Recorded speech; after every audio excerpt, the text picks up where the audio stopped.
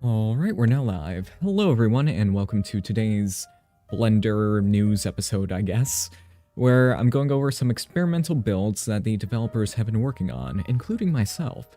This is a look into a possible future for Blender 4.1.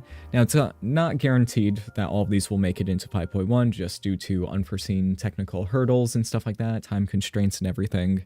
But it's a cool little look into the future. Let me just make sure the stream's working great. Okay, so the first build I want to take a look at is one that I've been looking forward to for a long time, and I know many other people have for a long time as well. And this is, in this case, this is the ported image texture from geometry nodes in the shader editor. It will have to go through some changes to be fully shader compatible, like the texture space and stuff like that, or the color transform and everything. But in this first iteration, we have the texture socket, which is amazing, which means that we can bundle image texture nodes into a node group so that we can have something very simple like this, and it just works. I can imagine this being a very nice asset that I have, where when I'm working with, you know, various assets, and like when you download stuff from other sites, just packaging them up into a very nice node group and everything. Oh, that would be amazing, instead of, you know, constantly having to swap those out. But there are a few little caveats in this build, which is available. I did not pull up the build on the side, so maybe I'll put a link to it, or maybe I'll just wait on that. If I try to add in a normal map node, it crashes instantly, which probably isn't just due to this build. It's probably just a weird bug. And also, I'm not sure if you can see this on the stream, but there are some weird precision issues. When I rotate the camera, the triangles, or even just the screen itself is just jittering all around. I think that one might already be fixed. But besides that, yeah, very much looking forward to something like this. Also, the frame integer input, oh, that would be amazing. I've needed this in the past for, I forget if this is for like image sequence stuff. It does not have a description. In default value, image texture inputs 2. Yeah, I think this is for like image sequence stuff, but I keep forgetting. But anyway, yeah, just the ability to have all these inputs in here, and then if I were to add in more options, it would be like, oh, let's have like a settings panel where it would be like, oh, the bump height or the normal map strength, and then like, oh, invert the roughness to make it so that you can use a glossy material, metallic or like, you know, override some of these with just singular values if need be, because, you know, not every object that you import has that, or that you make. But yeah, that is very, very cool. Just the option to have a very like quick PBR setup, and that's very, very cool. I'm not sure if there's anything else to go over in this build specifically, but it's a good intro for everything. Let's see.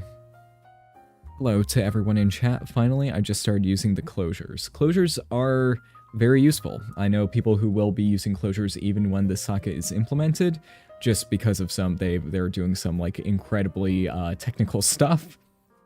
But having this, it's very, very useful, just because, you know, making the node group UI much more useful rather than someone having to go inside a node group and then do all that.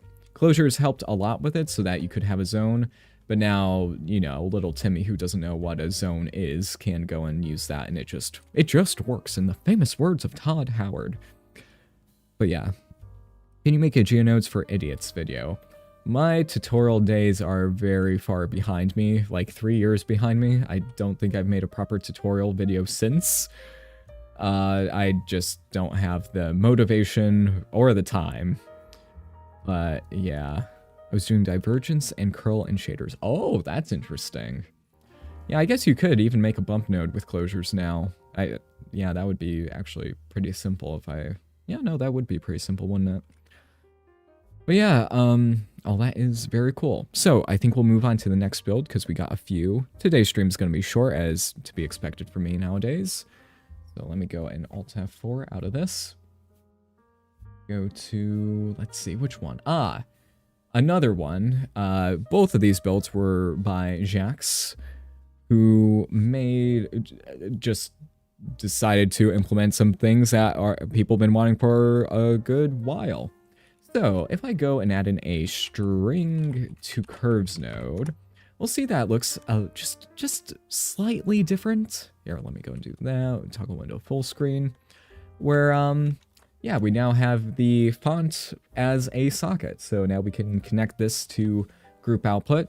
So this was spawned by someone who made a very cool, like, text animation setup. But there were some limitations where you couldn't change the font because it was locked inside the node group. You would have to go inside, change it, then go back out. And then, like, the alignment and all that was still locked behind that. So if you wanted to make it fully functional, well, without the font, you would need like 15 of those node groups and all that. But now you could just have it all.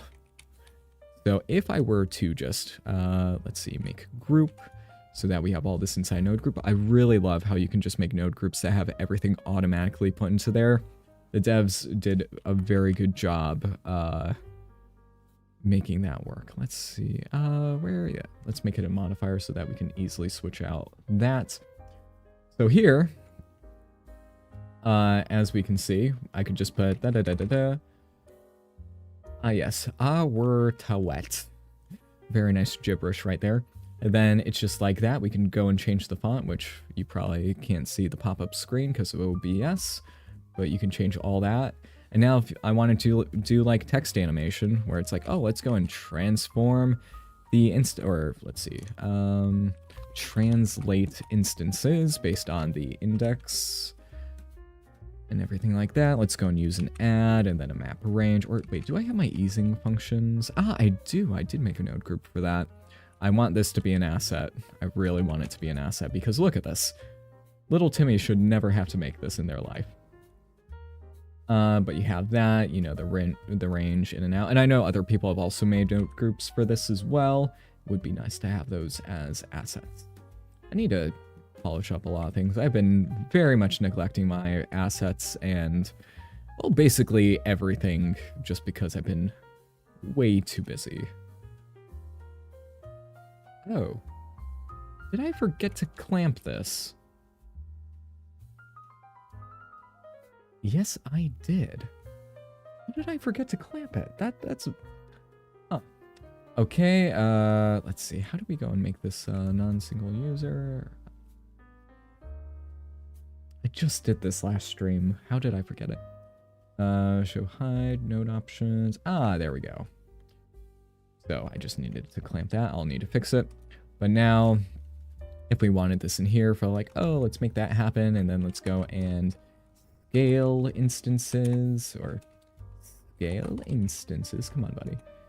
There we go. Let's go and also, let's make you a different ease function. Let's make you elastic. Yes. Put that into the scale. This one, we'll put it ease in, I think. But now, if you wanted all that, you could just go Whoa. I think my easing functions may be broken. Let's clamp this and see if that helps. Okay. So yeah, wow, I need to fix that where I just clamped the inputs. And not clamped it. No, that was supposed to be unclamped. Maybe I just made it so that it was open-ended for like better functionality and stuff like that. I don't know. But yes, now if you wanted some nice text animation, it is now pretty much fully functional. Let's make that an ease in. Which is like do. So now you can make very nice music videos and stuff like that, and just documentaries, I guess, inside of Blender, which I would be interested in doing.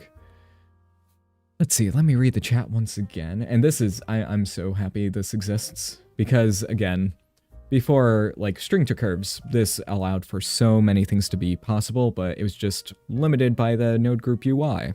And seeing those parts be removed is quite nice.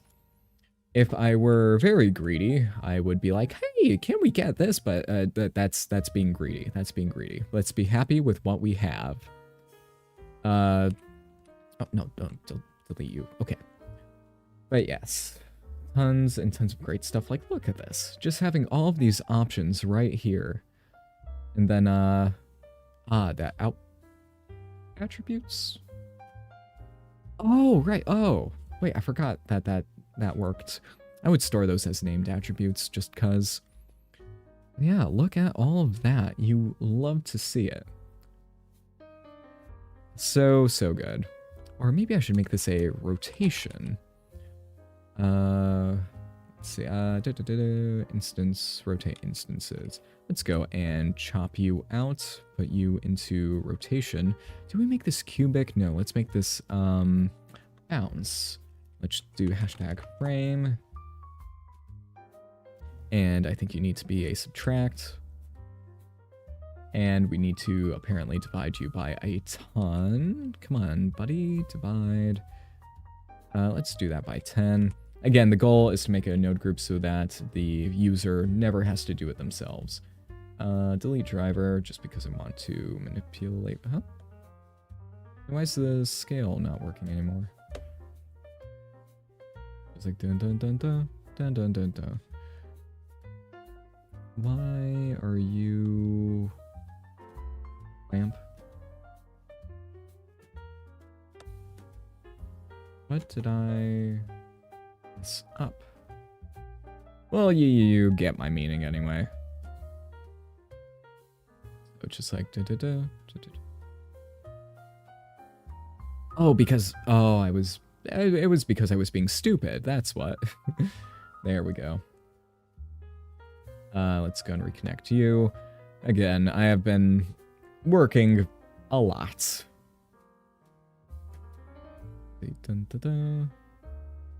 No, the range for that would have to be different. But let's make this pi so that it's just like do. Oh, that is beautiful, actually.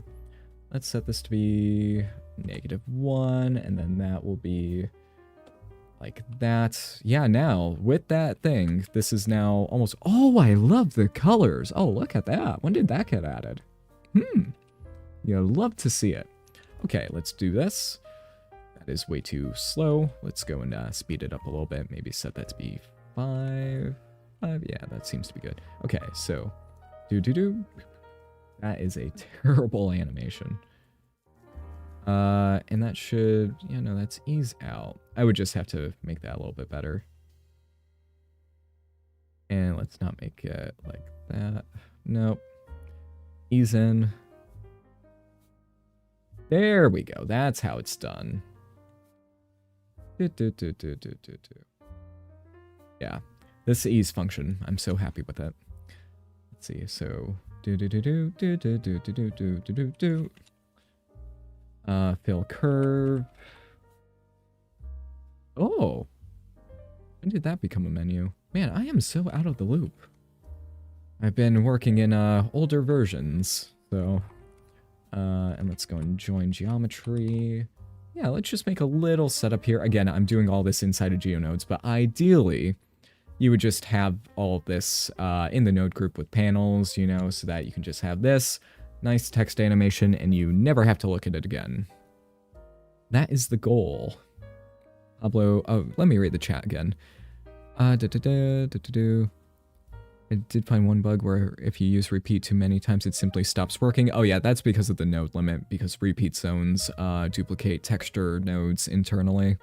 So you can still hit the limit rather quickly. With my ray marching setups, yeah, no, I hit that rather fast. Let's see, I was trying to use it to instance random smaller textures on something. I was trying to create craters on a planet and use a repeat zone with each iteration being used for the direction of one crater. Yeah, that brings up something that I want to... a moonshot idea, but I'll leave that for next time. You know how, it's basically like, you know how the compositor can be used with the video sequence editor? Just imagine, with like the modifier, just imagine if you could use that in the shader editor. I think theoretically it is possible. You know, because, you know, the shaders are per, like, view pixel, while the compositor is just per pixel. You actually have it as a texture, so you could procedurally make textures, which would be more logical than doing everything in the fragment shader and yada yada. But that's for another time. I didn't even have coffee today, and I'm so energetic. Lovely. Lovely, lovely. Let's make it so that this, let's not make it so it's a shadow. That would be a little bit basic, in my opinion. Let's make it so that it has a nice accent color to it. Viewport display. Let me move the microphone because it's constantly to the side. Yes.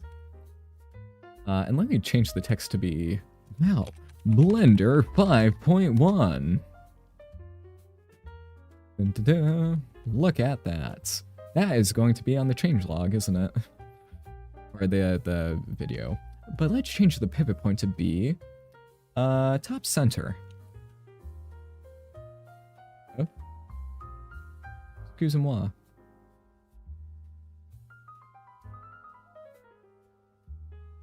Oh, right, that pivot point. Yeah, I forget that it doesn't automatically set the instance location to be there, even though I think it should, probably. Because instance well, nah, it's fine. As long as we have the data, that's all we need.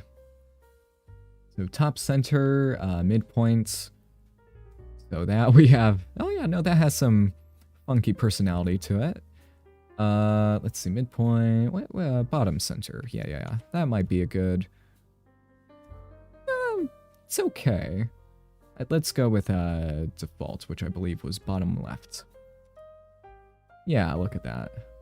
Some very nice UI stuff. That is good. Let me go and save this file real quick. T2. There we go. Yeah, just having that right in there, then there would have to be like a panel for range and stuff like that. But nice little text animation. You love to see it.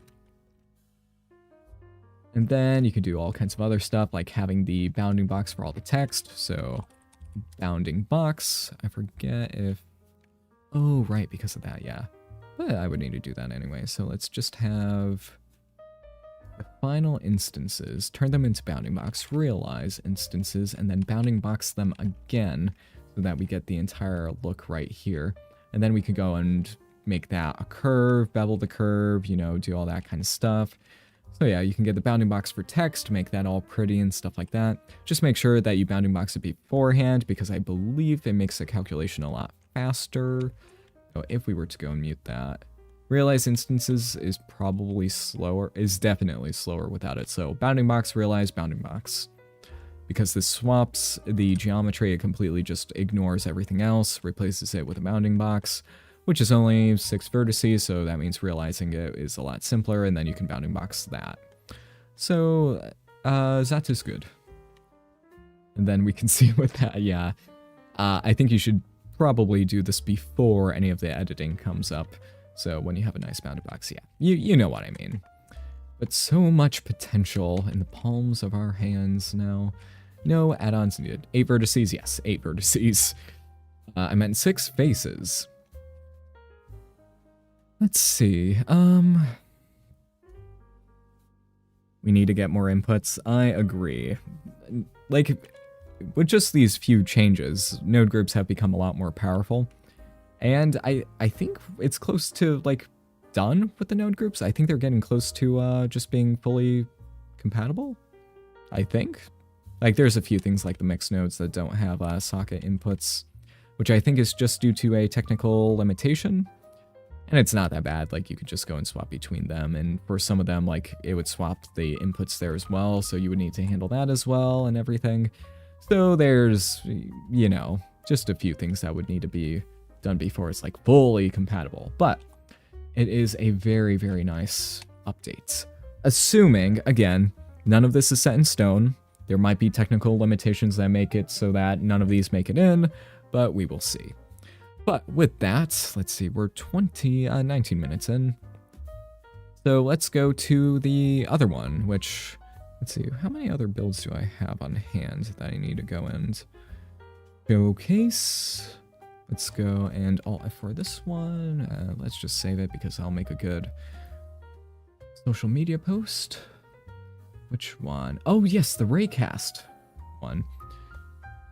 So this one, I forgot who made this one. The previous two were by Jax, and I don't know who made this one. Let me do this in cycles, even though Eevee is compatible with it. Let's go and show this. Okay, toggle into full screen. We can't do Alt F11 anymore, which saddens me greatly, even though I could make that a quick favorite. I should make that quick favorite. Okay. So let's go and get the Raycast node, which this one is a little funky. I haven't fully figured it out yet in Eevee, because it is compatible with Eevee to a degree. Let's see. This one is done by Miguel Pozo. Oh, very, very cool. Where in this case, let's go. It's like the Ray Portal node, except it will Ray Portal. Oh, that one is not available in Eevee, right? Maybe the Ray Portal will be enabled in Eevee once full ray tracing is enabled, but or you know what I mean. Let's go and get the geometry. So with this, it is a little bit special when it is in Eevee. And there are talks like, oh, let's make it so that I can get various attributes from the target object so that it's not just the is hit, hit position, hit distance, and stuff like that. Let's make the direction -1. So here, this will say, oh, did it actually hit said object? Let's also go and move it over to the side a bit. So here, I believe this is hitting itself. But if we go and move the position, we can see that it should be hitting another part in space. It's a little hard to see, which is why if we switch to cycles, oh, please don't have to load the queue to course. Okay, there we go. If we do this, we can see that it is completely accurate. Oh wait, let's go and put in a fraction. That makes it a bit better. Yeah, there we go. We can see when we move this, that moves. Again, it's like the Ray Portal node, except it's getting more data than just the final visual data, like transparency. This is giving us the good data. So in theory, this would allow us to get like texture, make our own shadows, which that would probably be really good for NPR stuff. Perhaps baking. Oh, if we could get AOV outputs out of this, that would revolutionize baking. Potentially. There's... No, it wouldn't be able to get the metallic pass. Never mind. Baking does not have the metallic pass, which is why if you want to bake in Blender, you have to use an add-on if you want to keep your sanity. But yeah, okay. Not knocking this node. This node is amazing. I love it. I absolutely love it. Okay. And then with this, you can do like everything that the Ray Portal node can do. Again, they are very similar. You know, you have the position and direction. This one just has a length. And there, like the GeoNodes version, only local and everything like that. This one is just seeing a cube that is off to the side. If I go and bring the monkey over here, we can see that it's now affecting that. You know, just giving us the position, hit distance, and everything else. So it is quite cool. And if I were to get the distance between the position and that position, it should give me, yep, the exact same thing right there. I forget how you make a shadow with a depth map. But I'll figure it out. You need to compare... You need to compare that with... Is that the... I know, I forgot how you do that. Here, let me just try something. It's been a while since I've tried this. So if we had you, and then we fired out Ray... No, not from you. We want this on you. Sorry for the background noise. If we had you and then made the direction U minus the light position. So again, since we do not have an object info node, I need to, let's see, copy full data path. Let me see if I remember how to do this attribute. View layer, light, that should be objects.light location. Ah, yes, that does work. Yay! I keep forgetting that you forget how much power is inside the attribute node because it's hidden behind syntax. Normalize. I need to make a proper, like, test file where it has, like, all the possibilities with it so that I can just open it up so I don't need to have it in my small little brain. Let's go and turn this up. I think I need to invert it. Okay, ooh, that's looking like a shadow already. And then I just need to get the length of this right here. No, just get the vector math length. So we compare the actual length compared to the raycast length. Use a greater than. And then with that, we should see, yay, we have a shadow. Yes, that is actually a shadow. Lovely. And what else can we do with this? So if I use an add, can we make this like a slightly inaccurate shadow? No, because of... Yeah, you could do some funny things with it. That was a weird noise, Stang. Here we go, we connect that and that. Let's go in absolute ABS. So we can see just the difference between the two. Even though... Wait a minute, why is there... We have the length from that and the length from that. These two should be the same, right? So when we subtract, this should be basically 0 unless... Ah, there we go. There we go. Okay, and then we can divide this. So if we go and do all that, we can see the projected depth versus the actual depth. We just do the subtract. We can use a greater than and everything. And all that works just fine for some custom, basically getting the shadow map, which we can use for anything we want. So the NPR people will probably love this.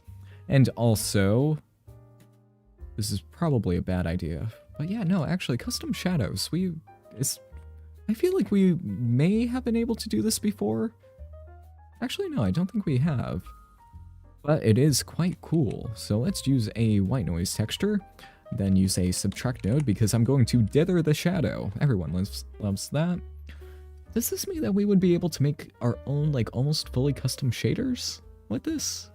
Because we have the ability to raycast? Potentially. I mean, if we can get attributes, that means once we're, like, able to get to the hit normal, I could make my own refraction and then chain these together. That is... Oh, yeah, no, this is extremely powerful. If it makes it in, fully. What they plan to do. That would be. And then, yes, here I am.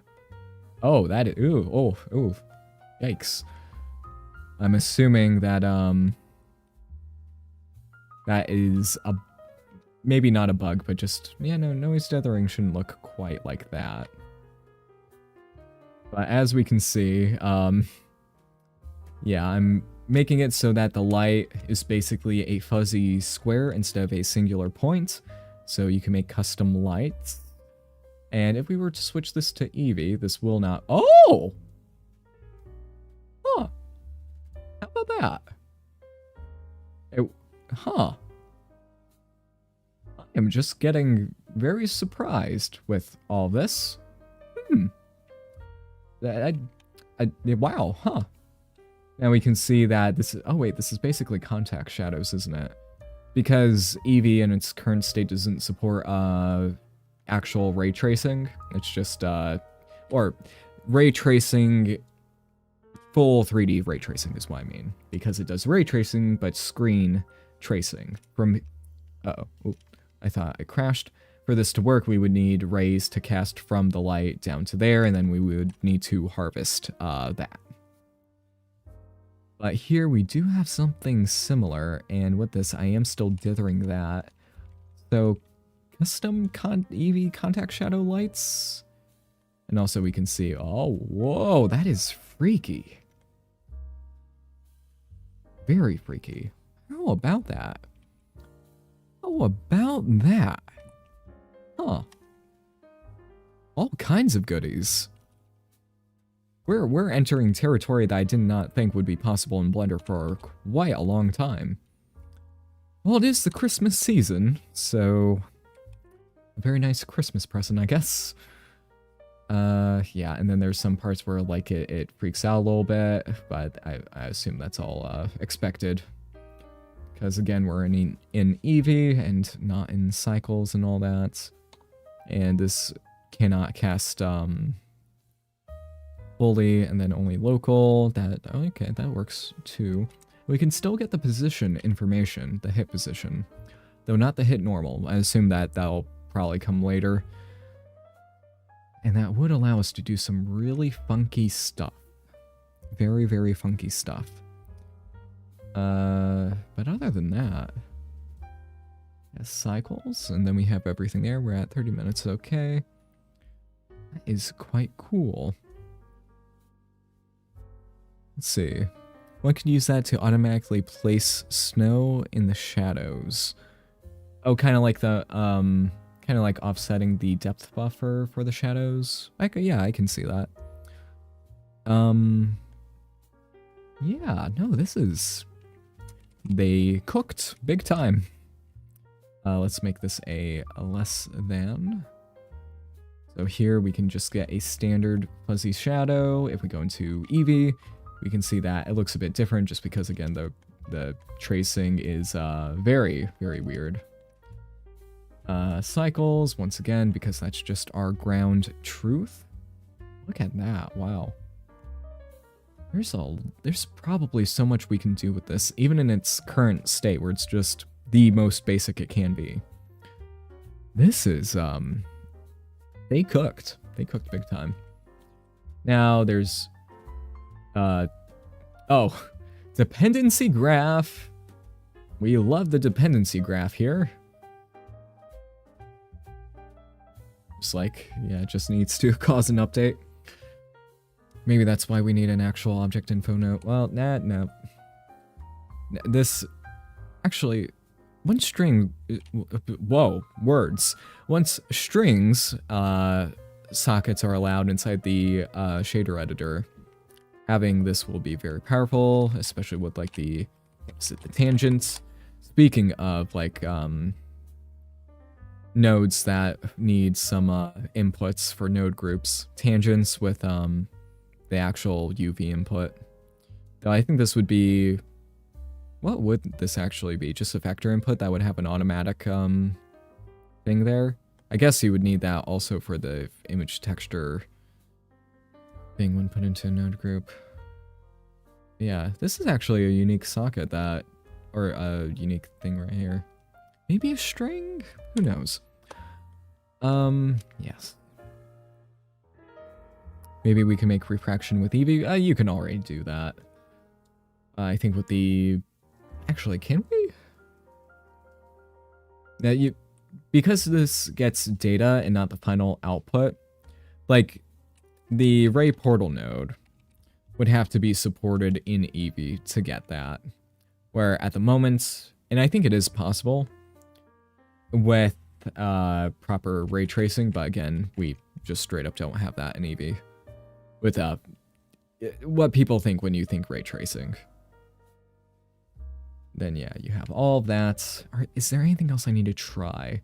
We can warp the shadows, we can make yeah, we can make all kinds of different light shapes. I guess in Eevee. What about caustics? I mean, yeah, probably. Just pass it through. Yeah, how would caustics actually work? What you would need to do is, you know, how would that work? My brain is thinking that this should make caustics a lot easier to do. But then again, the Ray Portal node probably can already do it better. Or can it? No, wait. I'm thinking right now, and it's like, how would that actually work?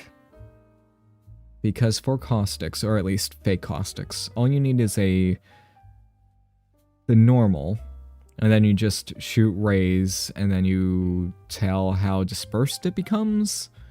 That's actually kind of what I posted today. You just take points, displace them according to like a warped normal, and then you just stack up the faces that overlap and which ones aren't with an alpha, and then you call it a day. Let's see. I feel like there's something more I should be able to do with this. I don't know.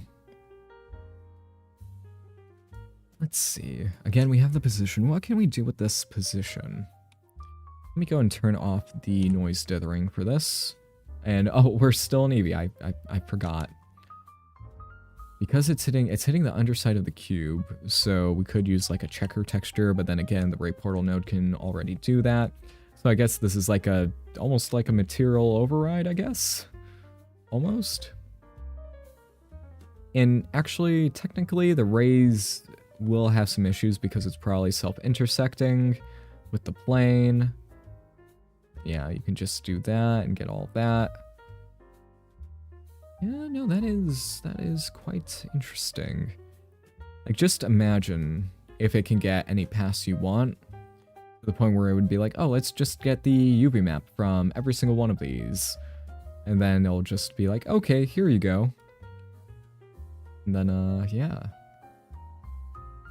Could make baking a little bit easier.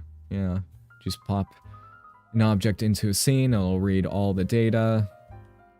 Though, again, we can't get the metallic pass, so that's keeping our baking potential away, at least from without like using Blender's internal baking stuff.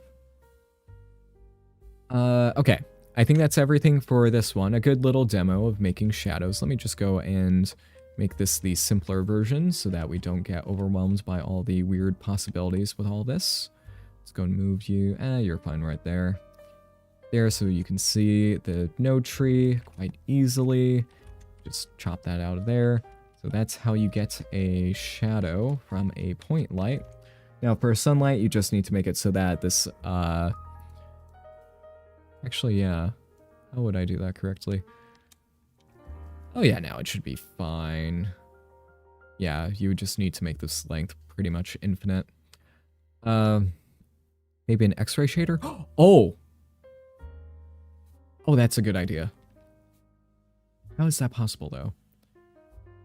With dithering, I could possibly make it so that I can dither where the rays actually fire from. So we would be able to tell... Oh, wait, no, I gotta try that. So here, if we go and add to here, scale this with white noise. Let's, white noise, there we go. Titanium white. There we go. If we do this, we can go and displace you, and then make it so that it's almost like... Oh, wait. Displacing both of them. Oh, right, we need to, because we're editing all this, we need to actually feed the... Oh, wait. I need to fix a few things about this because this is screwing with my brain a little bit. We need to do that and that so that we can get the accurate length from there. So with this... Is that doing what I want? Oh, this is hurting my brain now. That's when, you know, we're getting into mediocre,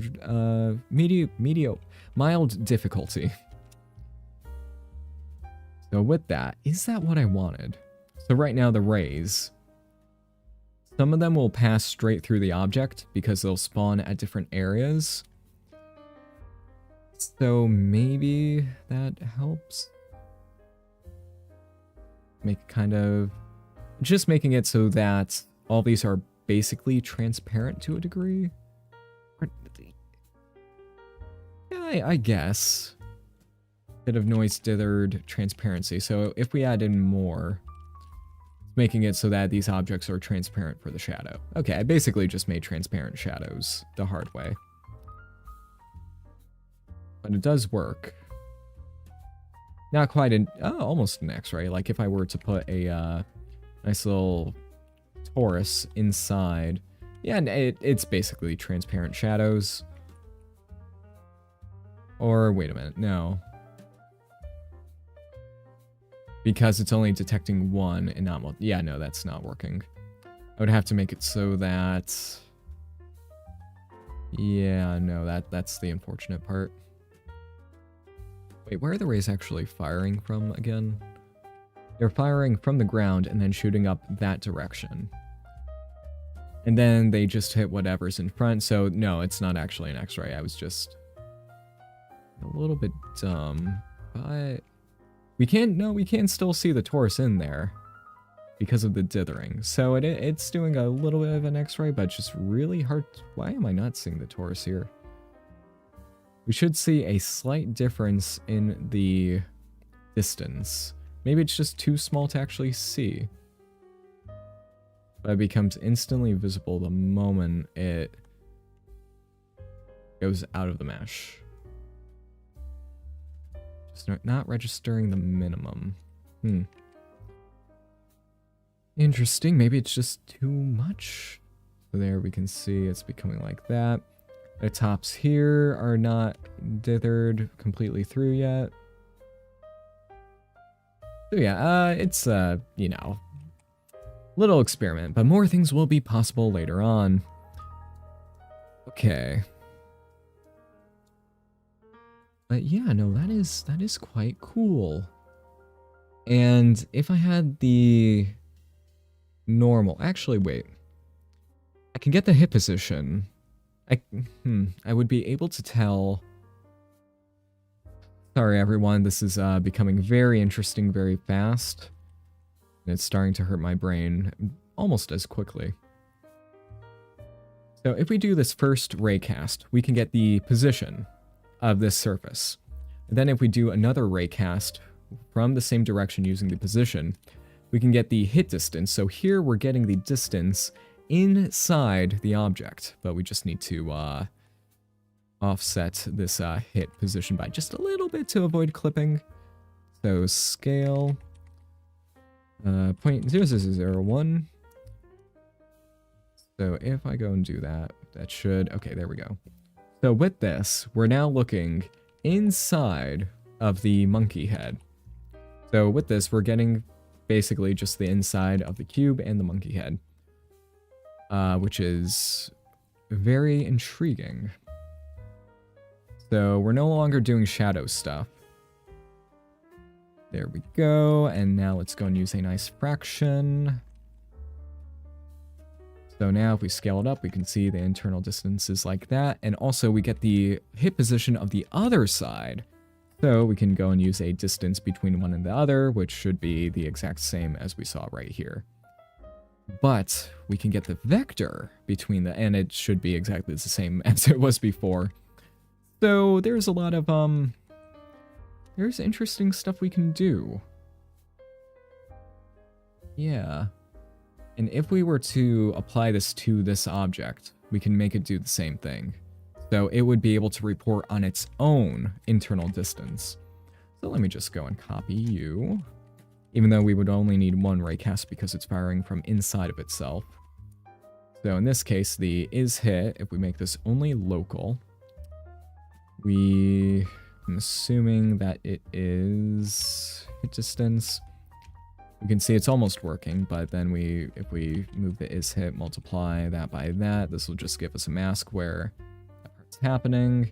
We should see some weird glitches, but it seems like, oh, ew. The triangulation. It's betraying us. But we just need to offset the position by just a little fraction to avoid float point precision errors, even though it seems to be already handling it, which is very odd. Nope, position. And that seems to cause errors just because, yeah, if we do, oh wait, no, that has to be the geometry normal. There we go, we just need to have that, oh, no. Keys. So here we have that, and then we have, what? Well, that's very interesting. I think I need to flip this around. Nope. Oh, that needs to be negative, of course. There we go. So now with this, we should get the distance inside of it. Though, this is, no, let's not do this one. Let's make it so that this will be the negative direction. And the, no, that doesn't seem to be right either. That and then that. This just needs to be -1. There we go. So this is currently on this object giving us the internal distance to the other side. Shade smooth, and that means that we get a smooth distance. So here, the fantastic makeup job, the fantastic eyeshadow here, is caused by the internal part of the monkey eye, because those overlap. So I guess if we take this and were to, say, blur it or something like that, it would make a very nice thickness mask. Which, yeah, we could just go and color ramp that or do whatever the heck we want to color it. If we apply this to our nice cube over here, well, yes, of course, it'll just be 1 because, yeah, that makes sense. So, yeah, lots of possibilities. With this one, just something we haven't really seen before. In this one, yeah, the distance should be very standard because it's a very even surface, but with our little x-ray right here, we can tell, you know, what parts are where. Again, because this is going towards the low light, it will give us basically the glancing angles, which if we were to put in the light vector again, it would do something similar.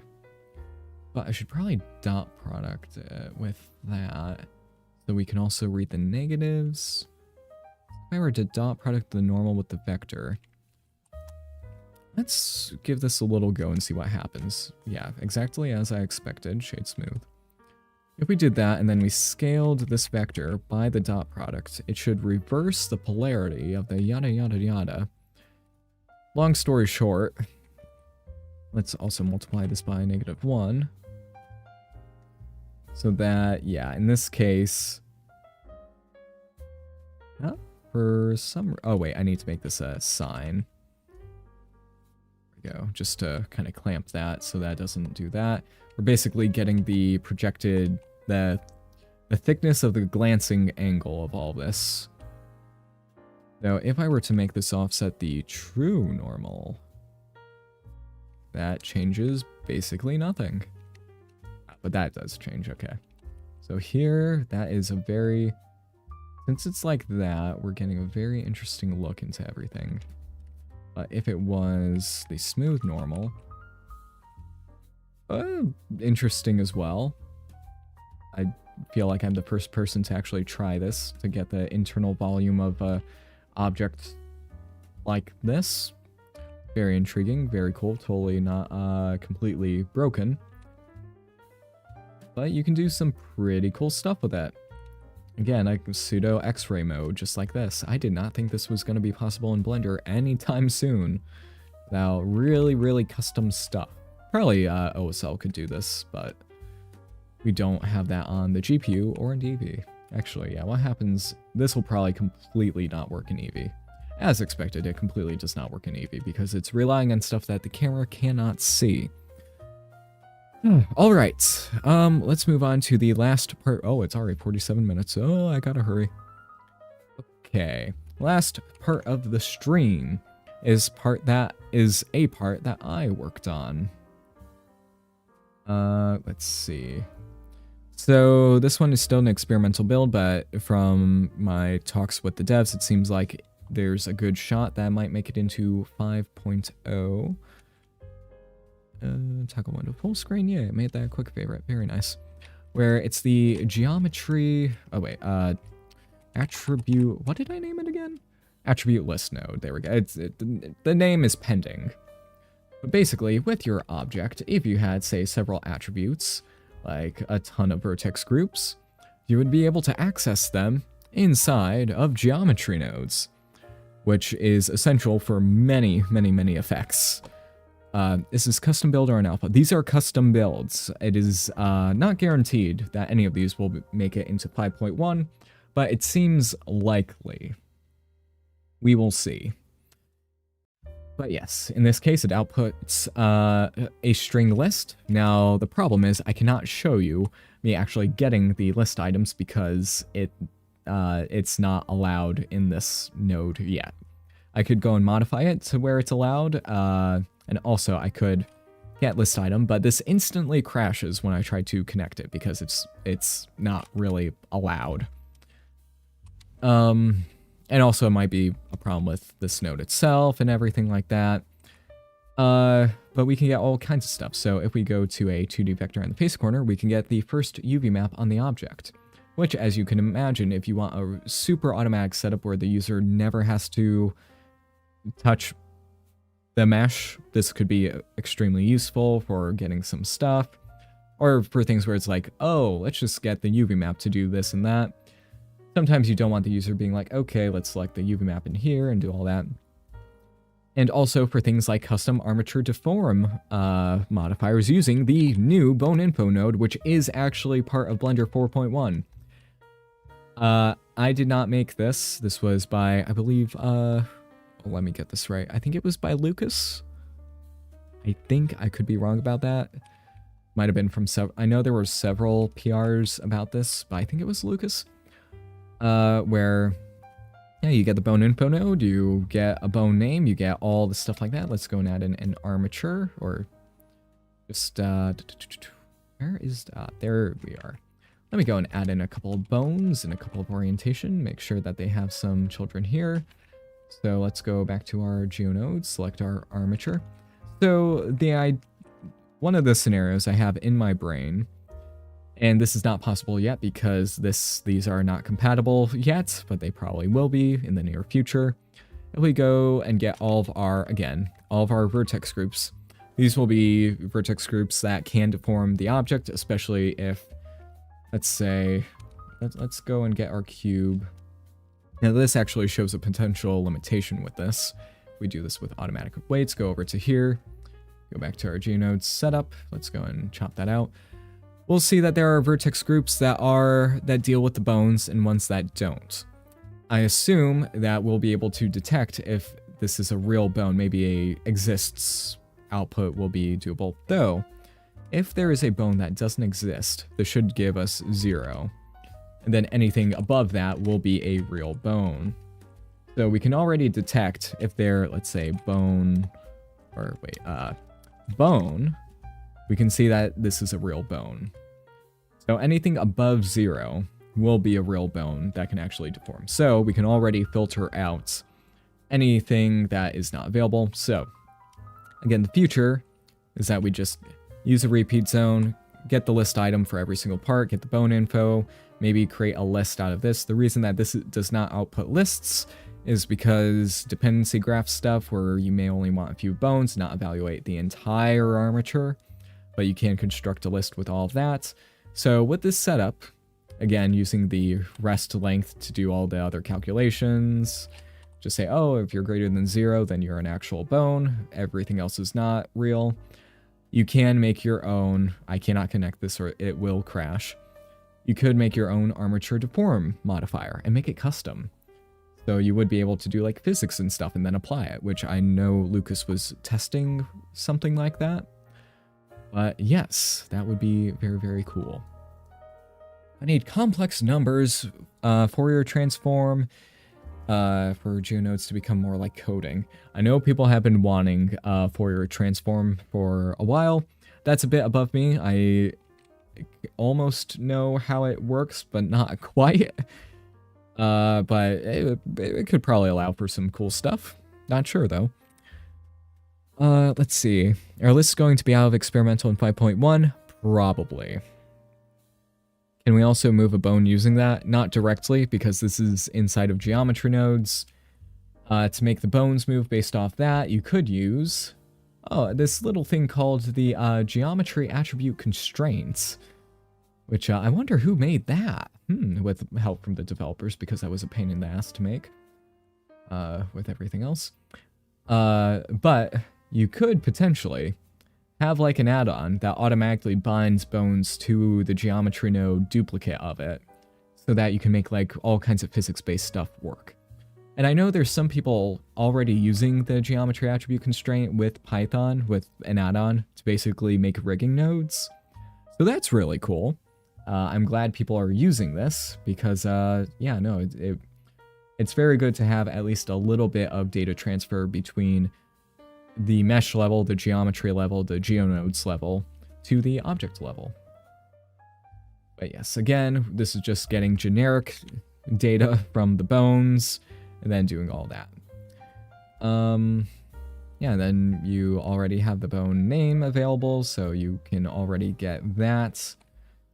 And then, yes, you can set between original and relative. So here, if we go and transform a basic cube, transform geometry, set to be a matrix. So again, I'm just going to show the most basic part of this. Oh, right, because the bone is at 0, 0. If we do bone 0, 0, 1, we can see it transforms to there. If we do the local pose, this should be 0 because there is no child. This one, I think this should be bone like 0, 0, 4. Shouldn't you have a... Who are you? Should be bone, yeah, 0, 0, 4. You should have a little bit of... Oh, because, no, that's its... Basically, its rest pose. But no, that's the rest pose. So that's the rest pose, and then that's its actual pose. So if I were to invert one and multiply them, I would be able to get, like, the deformation. But how do I get the... How would I get the pose relative to the parent if the local pose is zeroed? Because that would be very necessary, right? And then I would also need, like, the chain... Oh yeah, we need more data from this. Potentially. Like, what part along the chain is the bone in from? Who's its parent, or what's the parent transform? Yeah, I might tinker with this if I have time, which I probably won't. But yeah, a bit more data. One of my traits is I'm just like, okay, we have this bone, let's get all of the data. If it needs 15 panels, let's do it. Let's get all of the data, because we would probably need it. But no, they already did an example with the chain, like, adding physics to this, so they wouldn't need the chain length. So how did they get the relation between the parent and the child in this sense? I would assume you would need, like, which point along the chain it is. Maybe I would have to look into that. Does the Raycast node work in Eevee? Yes, with a huge asterisk at the end of it, because all the Raycasts are done in screen space, so you wouldn't be able to see anything that the camera doesn't see, which does limit it quite a bit. Maybe when full ray tracing comes, it'll be updated to that. I would assume it would just automatically work, but we'll see. Maybe we can do something with Forge Bone if it's supported later. For people wanting, like, physics-based rigging and stuff like that, you would basically need to have a GeoNodes constraint or just a armature nodes, which, you know, with lists and stuff like that, wouldn't be... Right now, geometry nodes is getting to the point where it's just generically changing data. Like, there's still a lot of, like, actual geometry nodes. But the logistics nodes, like get list item and stuff like that, get bone info, this could potentially work in any editor. Or, no, I shouldn't say that. I should not say that whatsoever. But you know what I mean. The utilities nodes can go around and do a lot of that. So with lists, in theory, someone could make an add-on where it's just like, oh, we get all the bone data, we do stuff to it without ever needing actual geometry to... be a workaround for that. So there's probably going to be an add-on that does that, just with lists as the kind of dummy stuff and then repeat zones and everything. Though then again, if you just convert all the bones to points and then do all that, it would just work.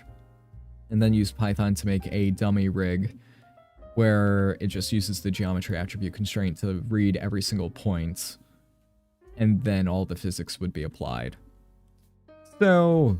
yeah, it's a workaround to make it work, but again, geometry nodes has not broken into the object level, or the bones, or anything like that. There were the talks of everything nodes, but that's a long time away. But yeah, geometry nodes is, though, becoming a lot more generic, and the future is looking very, very bright. I am very happy with all these updates going around. They're doing a lot of stuff under the hood as well, a lot of refactoring, as I've seen. But it's looking quite good. I need to look at the internals of this node to see what's available. What other data is possibly available, and then I'll try to see if I can add in more. I want all the data. But I guess to showcase this, let's go and connect the get list item node with the invalid string input to this. Let's see what happens. Oh, it crashed. So with that, I think that's a good place to end the stream with that funny little note. That'll be fixed probably soon because string lists are not officially supported by geometry nodes yet. But I believe that is on the itinerary. In terms of other things that I am working on, let me take a look at my PRs real quick, because I have a few notes I want to make for Blender 5.1. Obviously, there is the, oh! No, wait, I already did that. In the declarative particle system, you saw the get and store bundle item nodes, which those are very good just for UI stuff so that you don't need to constantly separate and refresh if you want to get one item from a dynamically changing bundle. I hope that can make it into the shader editor once strings become supported and all that, even though it would probably need quite a few changes. Well, actually, I forget what needs to be done before one node goes to the shader editor. The data block to string node, which is, I did not build that, but that would allow for things like, that would need a major overhaul because I haven't figured out how to dynamically get data block types and then convert those to strings and then output them. But since a lot more data blocks are being added, I need to figure that out dynamically instead of manually putting in every single one. Where if you had like a collection, an object, a material, a texture, you would plug it into that node and then it would output a string like obcube.001. It has the prefix, which is nice. Even though maybe I should maybe if the API changes, that would change everything under the hood. So maybe just taking out the prefix would be good. Though having the ability to tell if it's an object to this or that would probably be good as well. Then you would also be able to tell if a data block exists or an object exists and all that. Though if you're feeding in a socket, it probably already exists. Yeah, that's going to be a good one. Where are the other ones I'm working on right now? I did not already mention.